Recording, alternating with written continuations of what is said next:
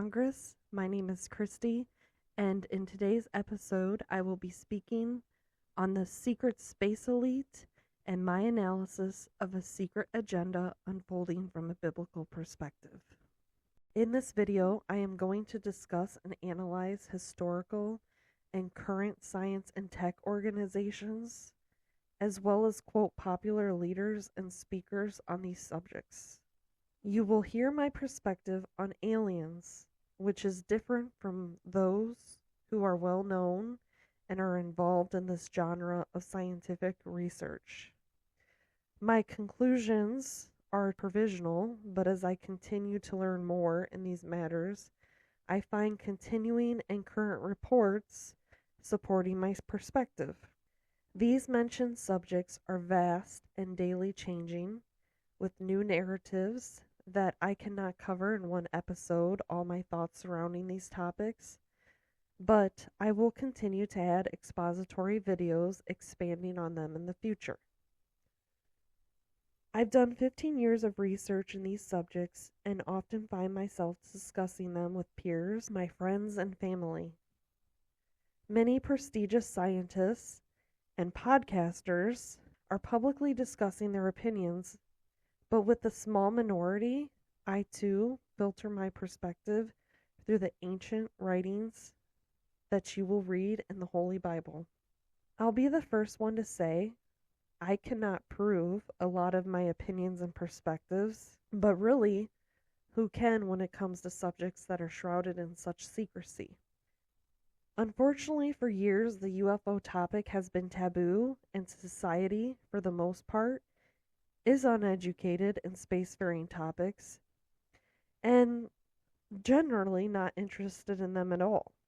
These subjects should be important to all of us because the narratives surrounding them, given to us by quote-unquote authorities, do have a great impact on an ignorant society, and it leads them to accept whatever they are told. The trust that society gives to such authorities makes them more susceptible to manipulation now and into the future. The recent launch of Artemis that took place on November 16, 2022, had me pondering the same questions I've considered for years about the secrecy surrounding mankind's spacefaring endeavors, while also continuing to confirm my suspicions. In a televised display of the launch, one narrator said, "We rise together, back to the moon and beyond." The Hill reported NASA took its next giant leap to the moon. What comes next? Does anyone else remember the story about an astronaut named Neil Armstrong who went to the moon with two other colleagues in July 1969 and famously said when he stepped out onto the surface of the moon, "That's one small step for man, one giant leap for mankind"? How is it that man traveled to the moon over 5 decades ago and walked the moon, and yet with all the technological advances between then and today, there has been a stagnation to go back to the moon or beyond, and that today, sending an unmanned craft to the moon is considered a giant leap for mankind? It makes me consider and wonder, what if NASA and certain powers are purposely gaslighting the world? I believe they are doing this by what I call fabricated displays of innovation. I once came across a TV interview with a man named Jim Goodall, who is described as a 21st century stealth aircraft researcher and author. In this interview, Goodall stated, "In the Nevada desert, we have things that would make George Lucas envious. We have things out there that are literally out of this world." I don't know exactly the year that this interview took place. If I had to guess, I would say to the mid to late 1990s. If what Goodall was saying is true, then it leaves me to believe that the advancements in aero engineering are way beyond the rocketry and craft we see today shown to us by NASA and those being financially supported by NASA, such as Elon Musk and Jeff Bezos. If you're familiar with the Hollywood production of Star Wars, you would realize that George Lucas's imagination in relation to aircraft and aero engineering is way beyond what NASA, Elon Musk, and Jeff Bezos have presented to us. Could it be that Elon and Bezos are proxies for a secret space elite? I often consider the saying, the right hand does not know what the left hand is doing when considering agencies, the people working for them, and their agendas. We do have to consider that there are many intentional false narratives or disinformation being spread on purpose by members of these offices. Regardless of the motives for pushing a false narrative, the damage done by continuously compiling lie upon lie may be well beyond humanity's ability to reconcile, except by God's grace. Let's look at the uncrewed X-37B spaceplane that recently returned to Earth on November 12, 2022. Interestingly enough, this is reported to be a secret spaceplane, yet many articles online have been published speaking about it. These articles display pictures of the craft and remind us in every article that what it is doing above our heads remains shrouded in secrecy. Designed by Boeing for NASA, Lieutenant Colonel Joseph Fritchen, the X-37B program director at the Air Force Rapid Capabilities Office, stated about the craft. The X-37B continues to push the boundaries of experimentation, enabled by an elite government and industry team behind the scenes. Look at this craft. It looks like something, in my opinion, they pulled out of an aircraft junkyard.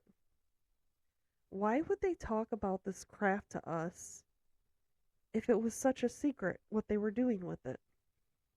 Why would this secret space plane that is quote unquote pushing the boundaries of experimentation look like a design by amateurs? Just look at the plane or the craft. According to a Live Science article, China recently launched a similar rocket on August 4th of 2022. It's very difficult for me to believe that this craft is the best they have, and what it is doing in space is considered top secret. One of my favorite planes is the SR-71. Think about the SR-71 in relation to this supposed elite government-ran secret space program. Does this craft look like it was created by an elite government? This article seems to me like another gaslighting hit piece to get people to believe that this is the best they have.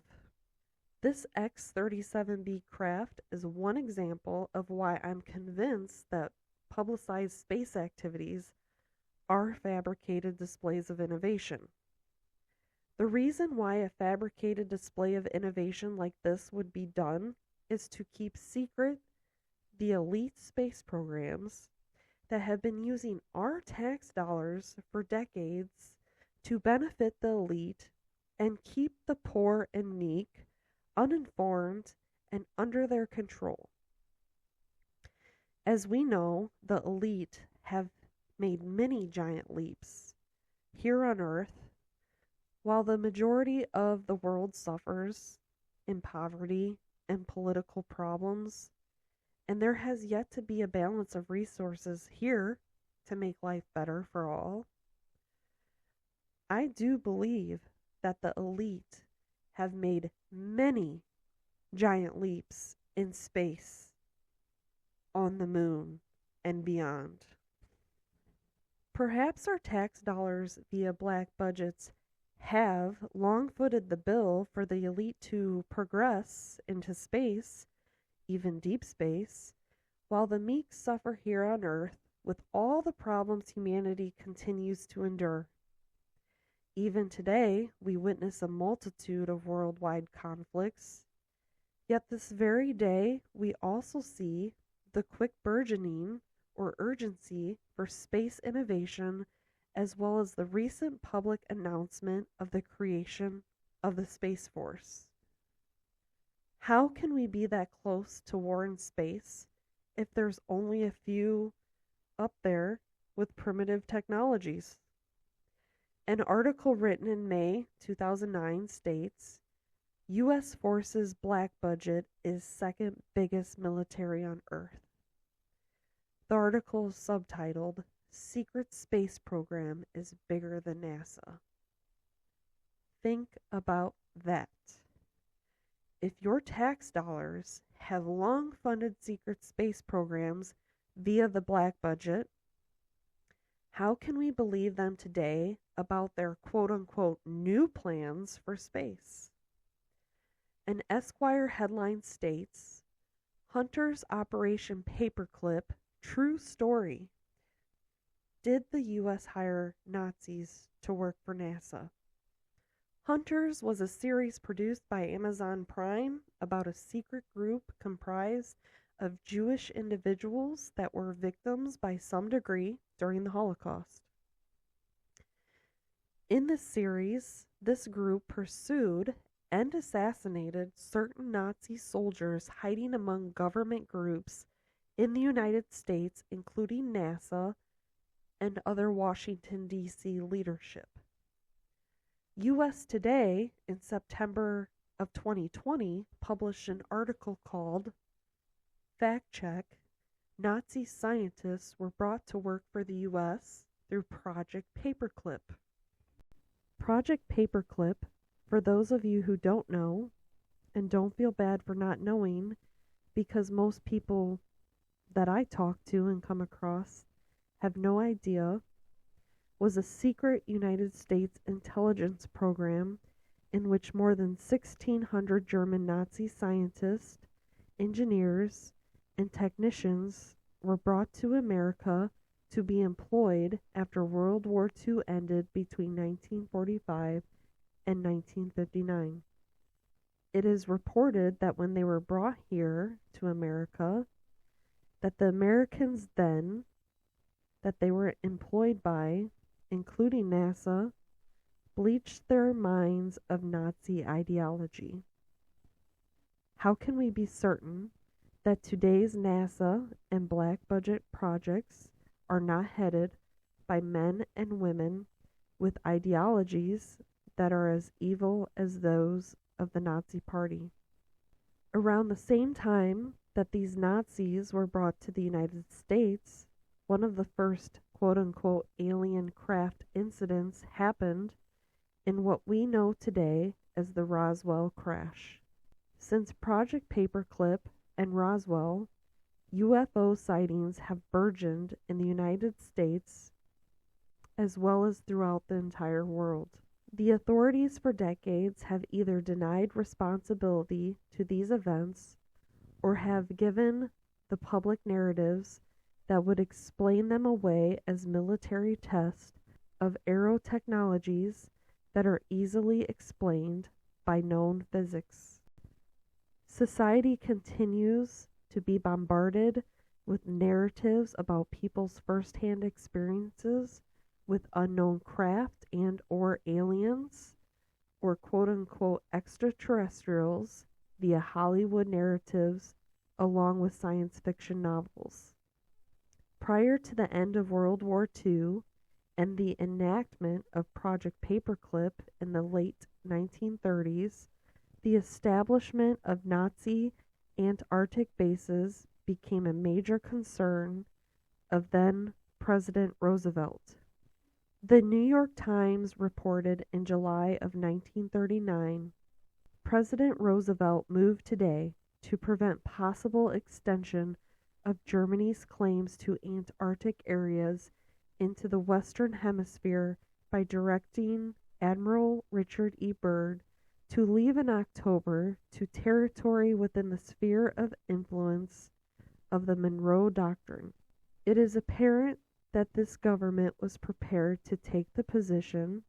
It is necessary that any attempts by foreign powers to establish bases west of the 180th meridian in the Antarctic would be considered an unfriendly act. Dr. Michael Salla writes in his series of books based on secret space programs about this Nazi space building and their agenda in the Antarctic.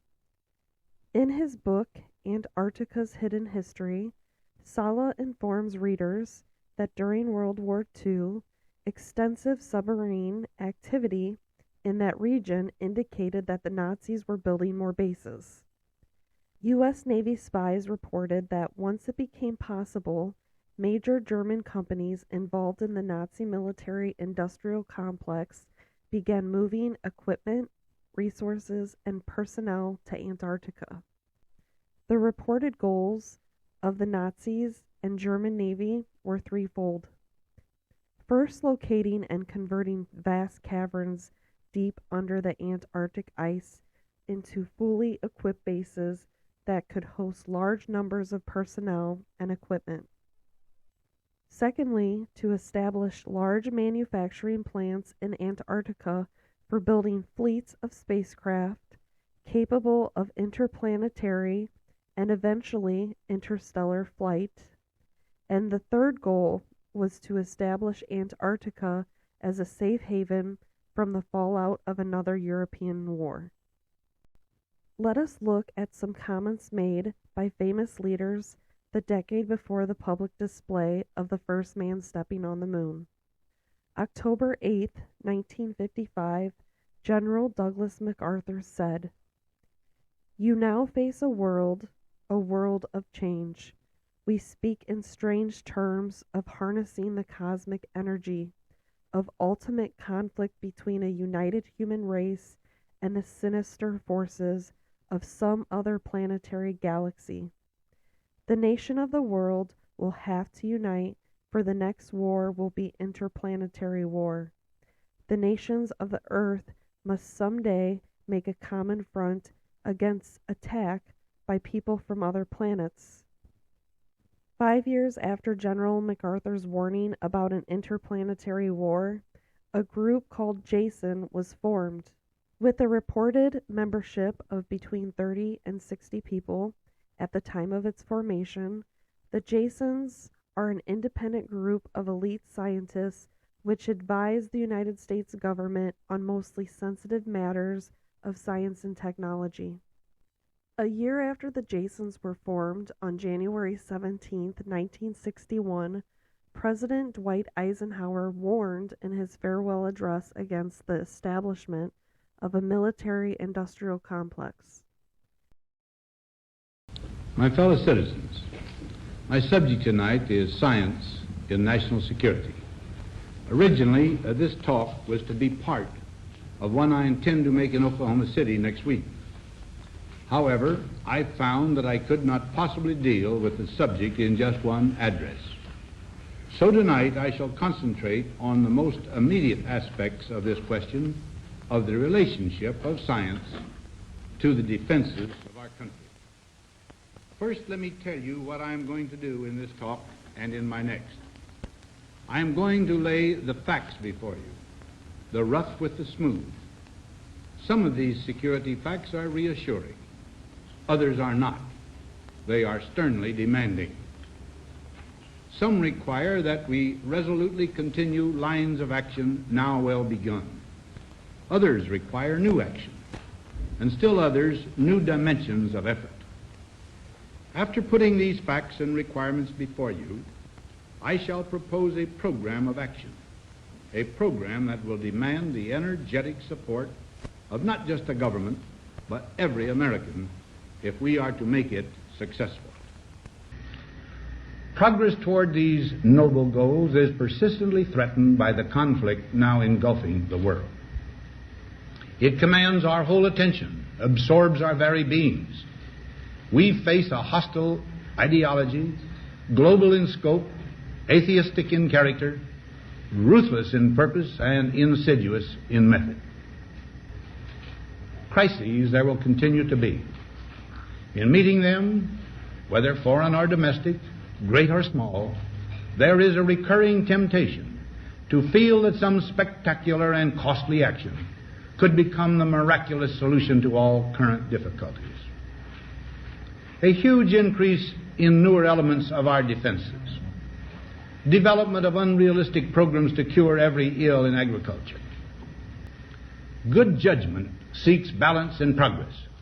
Lack of it eventually finds imbalance and frustration. We annually spend on military security alone more than the net income of all United States corporations. In the councils of government, we must guard against the acquisition of unwarranted influence, whether sought or unsought, by the military-industrial complex. The potential for the disastrous rise of misplaced power exists and will persist. We must never let the weight of this combination endanger our liberties or democratic processes. We should take nothing for granted. Only an alert and knowledgeable citizenry can compel the proper meshing of the huge industrial and military machinery of defense with our peaceful methods and goals. Yet in holding scientific research and discovery in respect, as we should, we must also be alert to the equal and opposite danger that public policy could itself become the captive of a scientific, technological elite. Another factor in maintaining balance involves the element of time. As we peer into society's future, we, you and I, and our government must avoid the impulse to live only for today, plundering for our own ease and convenience the precious resources of tomorrow. An estimated 500 million worldwide watched in July 1969 as the television showed them a picture of a man, Neil Armstrong, walking on the moon. Here we were told by Armstrong, that's one small step for man and one giant leap for mankind, as he stepped out onto the moon. Not too long after this moon landing, the Office of Technology Assessment of the United States Congress was formed in 1974. The purpose of this organization was to provide congressional members and committees with objective and authoritative analysis of the complex scientific and technical issues of the late 20th century. It was a leader in practicing and encouraging delivery of public services in innovative and inexpensive ways, including early involvement in the distribution of government documents through electronic publishing. This office was widely copied around the globe. It is reported that this office dissolved in 1995. The same year this organization dissolved, Carl Sagan published his book, The Demon-Hunted World, Science as a Candle in the Dark, in which he wrote, "How can we affect national policy or even make intelligent decisions in our own lives if we don't grasp the underlying issues? How do Americans decide these matters? How do they instruct their representatives? Who in fact makes these decisions and on what basis?" Furthermore, he writes about other topics and states it's foolhardy and perilous for average citizens to remain ignorant on such topics as global warming, air pollution, toxic radioactive waste, acid rain, topsoil erosion, tropical deforestation, exponential population growth, jobs and wages, fission and fusion power, supercomputers, data highways, abortion, radon, massive reductions in strategic weapons, addiction, government eavesdropping on the lives of its citizens, high-resolution TV, airline and airport safety, fetal tissue transplants, health cost, food additives, drugs to ameliorate mania or depression or schizophrenia, animal rights, superconductivity, morning after pills, alleged hereditary antisocial predispositions, space stations, going to Mars, and funding cures for AIDS and cancer. Artificial intelligence researcher Hugo de Garis predicts a species dominance war in his 2005 published book, The Art-elect War. He warns of an ideological 21st century war that breaks out between what he calls Terrans and Cosmists. This war will cause worldwide massive deaths that de Garis terms gigadeath. Terrans are persons who represent political and/or religious philosophies against the creation of artificial intelligence outside of internationally recognized safe regulations, while cosmists seek to build godlike artificial intelligences, which de Garis calls art-elects, without foresight, despite the possible cataclysmic consequences on humanity and the planet. De Garis writes of scenarios in which cosmists will utilize off-world colonies, extreme space surveillance, and asteroids under the guise of asteroid mining to stay as far away from the Terrans as possible to build these art-elects in secret. De Garis writes, "If I were one of the top cosmos leaders, I think my strategy would be to form a secret society. I would create a conspiracy. I would help organize a very secret, extremely powerful, and elite group of people with the goal of getting off the face of the earth to create a cosmos colony that I call Cosmosia elsewhere in space. Ideally, it would be in deep space, as far away from Earth and the Terrans as possible." De Garis further writes, "It will probably take many years for the cosmos to make significant progress in building art-elects, even with nanotechnology. In the meantime, they will have to maintain security, and the longer the colony has to remain a secret, the lower the probability that it will remain so. Let us assume also that the cosmos planners have allowed for this contingency. For the colony to survive after detection, it will need some kind of self-defense or counter-threat against a Terran nuclear missile or nano-base attack. This is why I think the cosmos planners will give the colonists the best, the most deadly of Earth's weapon systems. The planners will probably arrange that some of the colonists be weapons researchers to improve the colony's weaponry. The cosmos would keep their weapons secret, only to be divulged to Earth if the Terrans discover that the real intention of the colony is to build art-elects, the real ones, the powerful ones, the godlike ones. If Terran politicians on the Earth decide that the asteroid-based cosmos are a major threat to terrestrial population because the latter want to make advanced art-elects, the Earth's Terrans could threaten them with vaporization or some kind of nano-annihilation unless they surrender themselves to Terran authority. The cosmos could then announce to the Terrans that they have already developed a powerful weapon that they will use against the Earth if the Terrans attempt to carry out their threat. Today, we see the headlines exposing billionaires' intentions to mine asteroids in deep space, as well as the creation of the United States Space Force to combat ideological conflicts in outer space.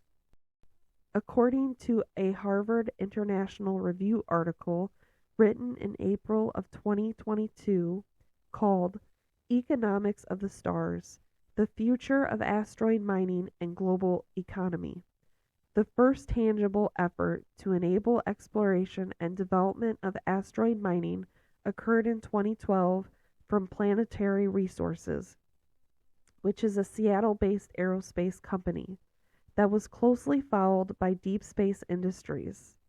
Both companies have made significant contributions and have identified approximately 15,000 asteroids for potential to mine.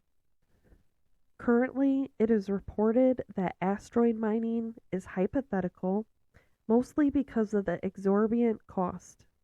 NASA has reported their intentions to visit an asteroid named Psyche by 2026. This particular asteroid is said to make every person on Earth a billionaire because it contains $700 quintillion worth of gold, enough for each individual on the Earth to have $93 billion. While some economists say that it would essentially give everyone on the planet wealth, some researchers predict an economic struggle for some developing countries. It has been said by physicists that asteroid mining would create the first trillionaire mogul. Considering the wealth imbalances that we see today on Earth, even if asteroids are full of untapped wealth to alleviate world disparities, can one really believe that asteroid resources would be allocated equally to benefit all of humanity? If earthly resources are currently hoarded by a small elite group, what would possibly change when resources in space are tapped into? I predict that the greed for wealth and power will not stop in outer space, and the continuation of financial struggle will continue for the majority of humans here on Earth. For a little while, that is, until the ultimate proposal to humanity is made, but with a hellish ulterior motive, the mark of the beast, which is spoken about in the book of Revelation, chapter 13. I will get to that ultimatum later. Science and Futurism with physicist Isaac Arthur is a very informative channel on YouTube about, as the title says, science and the future. The content creator has a sub-series solely on the topics of aliens. Isaac Arthur states that as we venture out into the stars, humanity may come in contact with different types of alien civilizations.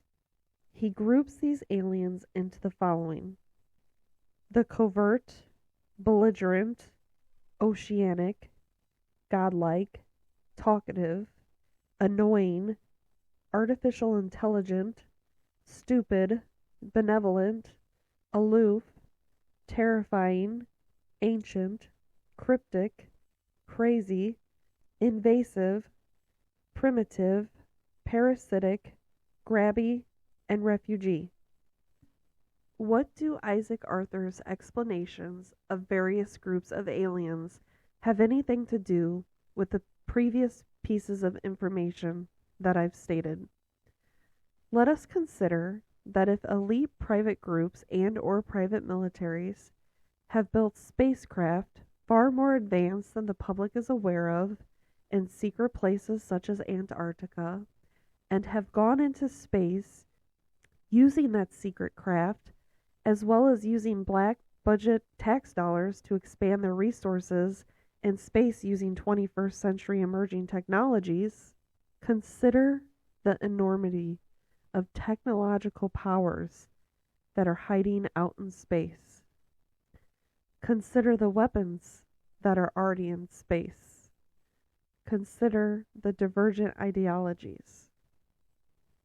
In a 1964 BBC interview with Arthur and futurist Arthur C. Clarke, he spoke about the future and mentions planetary engineering, 3D printing, replicators, and megastructures. We have to consider that if the elite have been in deep space for decades using 21st century technologies, even during the 20th century, is it possible that these groups have already experienced a technological singularity? For those of you who haven't listened to my God versus Sorcery episode, I explain the technological singularity as a hypothetical point in time in which technological growth explodes and becomes irreversible and way beyond our ability to regulate it, causing devastating, unforeseeable outcomes to mankind. If what I have said is true, and there are evolving groups in space, consider that if they are doing surveillance on Earth, their crafts could appear to us as alien. These humans could have evolved by merging with nanotechnologies in their brains and or enhance themselves with biotechnologies. If these groups have modified their bodies and also have ideologies that are rooted long ago in Nazism, it would be normal to conclude that they do not have Earth and humanity's best interest in mind. We must also conclude that while such groups have been hiding and most likely growing in population in space, those here on Earth that have been slowly uncovering the truth about them are seeking answers as well as wanting disclosure. Unfortunately, it is most likely that the majority of those discovering the detailed truth are bound to non-disclosure agreements. It could be the very reason why we see so many examples of these scenarios played out in science fiction movies, books, and TV series. This unveiling of truths in science fiction is known as soft disclosure. While many people do not question science fiction as possible outlets of the reality of what is unfolding, many do believe that science fiction stories are revealing to us little by little what may be occurring beyond what those leading in our governments may understand or be able to disclose. As I quoted Carl Sagan earlier, he brings up a good point when he questions, how can we affect national policy, or even make intelligent decisions in our own lives, if we don't grasp the underlying issues? How do Americans decide these matters? How do they instruct their representatives? Who, in fact, makes these decisions, and on what basis? In conclusion, as I asked earlier in this video, if the elite have been in deep space for decades using 21st century technologies, even during the mid-20th century, is it possible that this group has already experienced a technological singularity in deep space?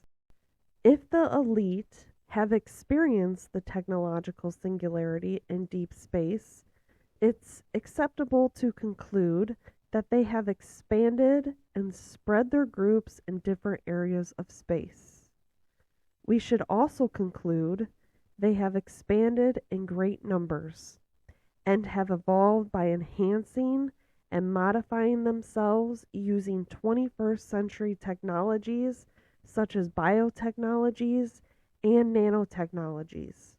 If they are surveilling Earth, which I believe that they most likely would be, their crafts as well as their physical appearance would appear alien to us Earthlings.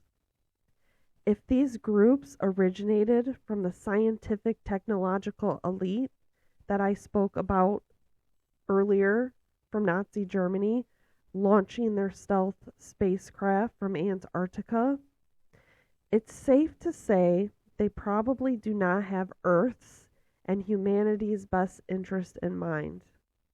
Referencing the warnings of artificial intelligence researcher Hugo de Garis, there will be great conflict between the space elite and the Terrans concerned about protecting the planet Earth and its people. As I end this part 1, I would like to cover a couple Bible verses for you to contemplate. Isaiah chapter 24 states, in correlation to the period of time before Christ's return to Jerusalem at the end of this current age, Destruction falls like rain from the heavens. The foundations of the earth shake. The earth has broken up. It is utterly collapsed. It is violently shaken. The earth staggers like a drunk. It trembles like a tent in a storm. It falls, and it will not rise again, for the guilt of its rebellion is very heavy. In that day the Lord will punish the gods in the heavens and the proud rulers of the nations of the earth. They will be rounded up and put into prison. They will be shut up in prison and will finally be punished. Then the glory of the moon will wane, and the brightness of the sun will fade. For the Lord of heaven's armies will rule on Mount Zion. He will rule in great glory in Jerusalem in the sight of all the leaders of his people. 2 Peter 3 states, "But the day of the Lord will come as unexpectedly as a thief. Then the heavens will pass away with a terrible noise, and the very elements themselves will disappear in fire, and the earth and everything on it will be found to deserve judgment." Since everything around us is going to be destroyed like this, what holy and godly lives you should live. Looking forward to the day of God and hurrying it along. On that day, he will set the heavens on fire, and the elements will melt away in the flames. But we are looking forward to the new heavens and the new earth he has promised, a world filled with God's righteousness. Luke 21:36. Keep alert at all times, and pray that you might be worthy enough to escape these coming horrors and stand before the Son of Man. How do we escape the coming horrors of judgment and stand before a holy God? How are we worthy enough? We are only worthy, and we escape only by cloaking ourselves in the righteousness that Christ Jesus purchased for us with his blood on the cross. Hebrews 9:14 tells us how the blood of Christ will purify our consciences from sinful deeds so that we can worship the living God. For by the power of the eternal Spirit, Christ offered himself to God as a perfect sacrifice for our sins. I know I have just unpacked a lot of information in this video. Keep in mind, this is part 1 of a series of episodes I will be making surrounding these subject matters, in which I will be analyzing further. My follow-up video will be diving more into biblical scriptures we should consider about humanity's struggle with principalities, against powers, against the rulers of the darkness of this age, against spiritual hosts of wickedness in the heavenly places, as stated in Ephesians 6:12. God bless you all, and trust in Jesus Christ today. I'm Christy with Future Congress.